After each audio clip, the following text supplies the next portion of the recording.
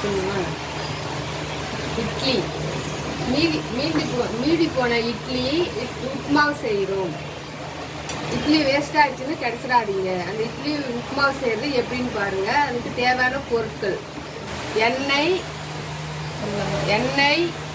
ஃபஸ்ட்டில் எண்ணெய் விட்டுங்க.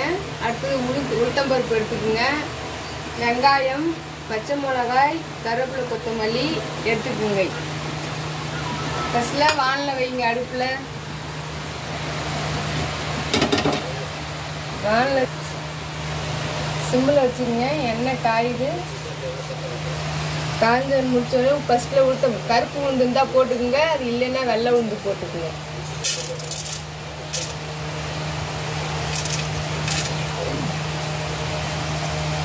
வெள்ளை உளுந்து போட்டு லேசாக செவரு விட்டு அப்புறமா கடுகு போட்டுக்குங்க.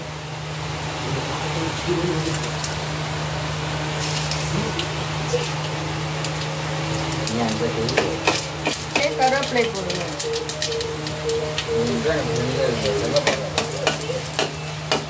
கருவேப்பிலை போட்டு முடிச்சோடனே வெங்காயம், பச்சை மிளகாய் சேர்த்துக்கணும்.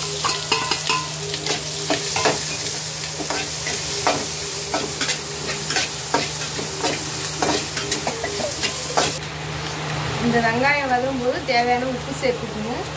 சீக்கிரம் நல்லா வதங்கும்.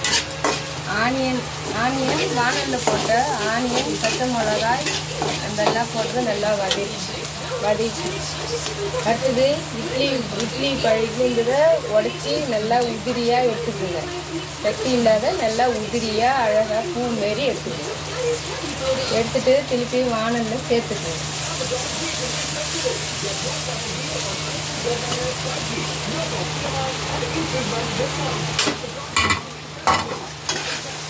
வானலில் சேர்த்து ஒரு முறை கலந்து விட்டுருங்க.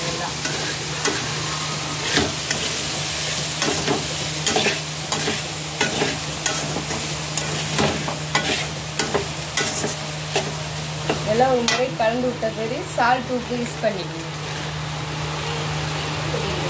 இதுதான் லேசாக போட்டுருக்கு. உப்புமாவு செய்யறதுக்கு போட்டுருக்கோம். உப்புமாவு டேஸ்ட் வரணும் போட்டுருக்கு. அடுத்து மஞ்சத்தூள் சேர்த்துக்குவோம். அடுத்தது மஞ்சத்தூள் சேர்த்துக்குங்க. லாஸ்ட்டில் லைட்டாக மஞ்சத்தூள்.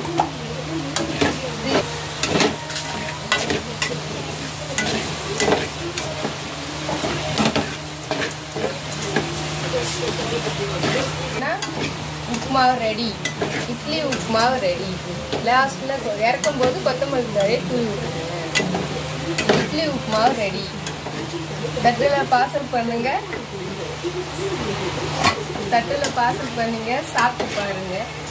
ருசியாக இருக்கும். உங்கள் சேனலை சப்ஸ்கிரைப் பண்ணுங்க. உங்கள் சேனலை சப்ஸ்கிரைப் பண்ணுங்க.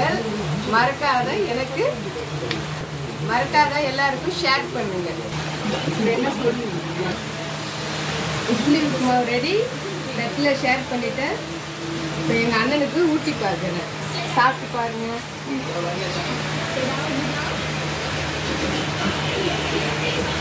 சூப்பர்.